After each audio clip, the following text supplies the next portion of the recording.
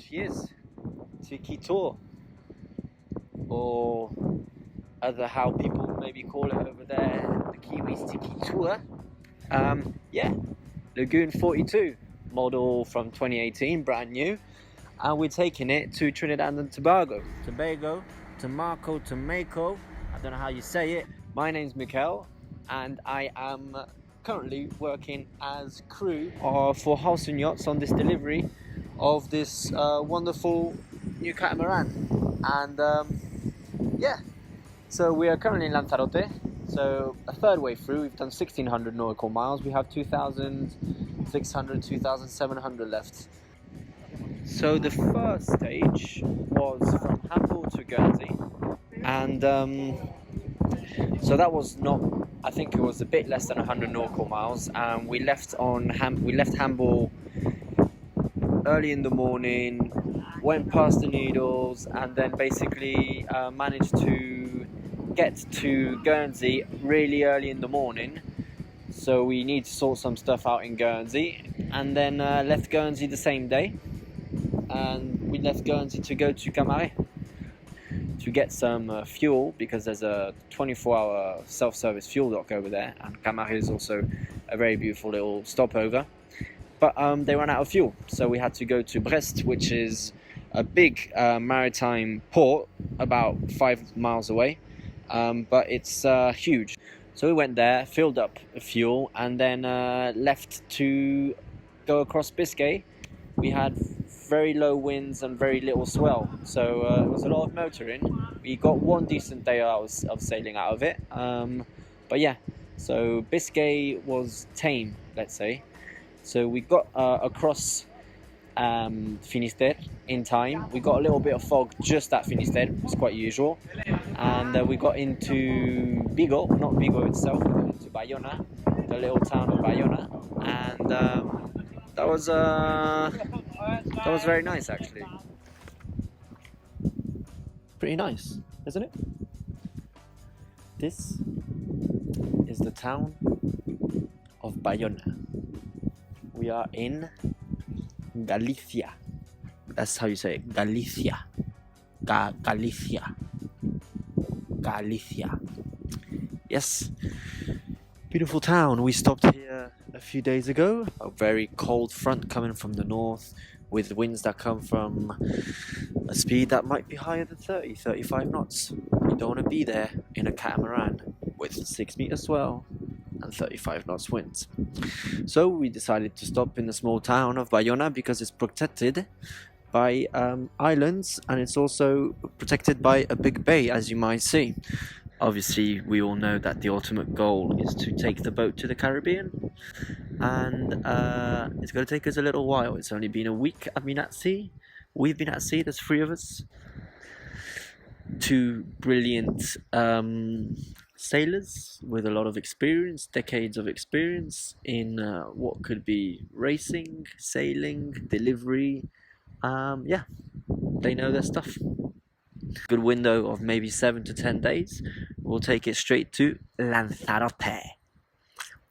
Lanzarote, that's how people say it in that place. It's not Lanzarote, Lanzarote.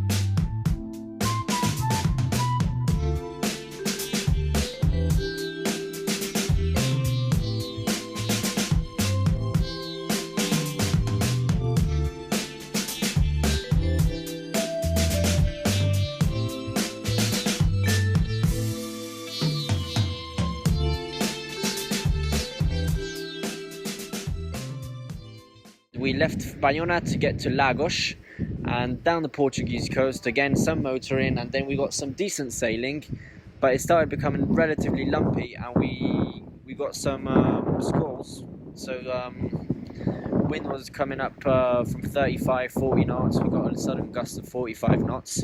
We just said, let's push through. Pretty sure it's going to be all right, and it ended up being all right. We had some high winds. We could sail.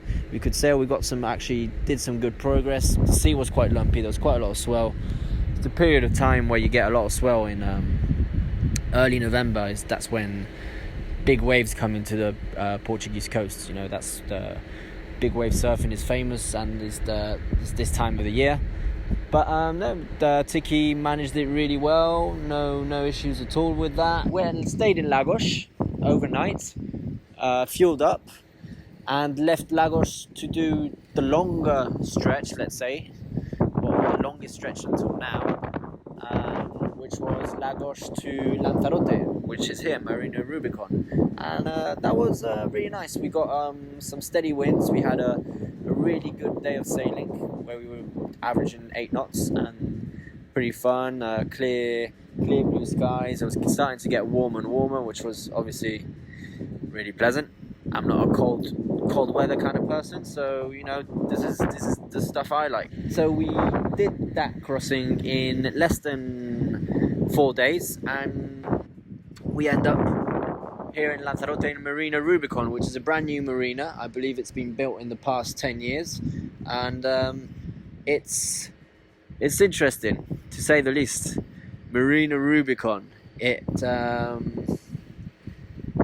It's like a theme park for retired white Northern Europeans. Doing some motor checks, some Yanmar specialists need to come in and check the alternator on our port engine, clean her up, wash her down, clean everything inside, make sure everything is ready. Just, you know, it's basically the procedure is, even though we're not handing it over to the clients straight away, you always want your boat to be ready to be hand over, which means you always need to keep on top of everything, and which is really good. You know, it's basically just a good way of working, because it just means you have to stay on your toes and, you know, maintain it well, because you have to take care of other people's stuff. So we've just been waiting on that, and also been waiting on the trades to kick in, which they're going to be hopefully kicking in very soon, and we're going to get a favourable day by early next week, in a few days, and that means we can do the thing we all want to do, which is get across the Atlantic, you know, and hopefully do it smoothly, do it fast, and see loads of nature, because until now we've seen a few instances of dolphins, few instances of whales, but not much. I don't know what's happening. I don't know if nature's just shy with us or shy with Tiki. So hopefully we can leave soon, and I'll keep you up to date with anything else.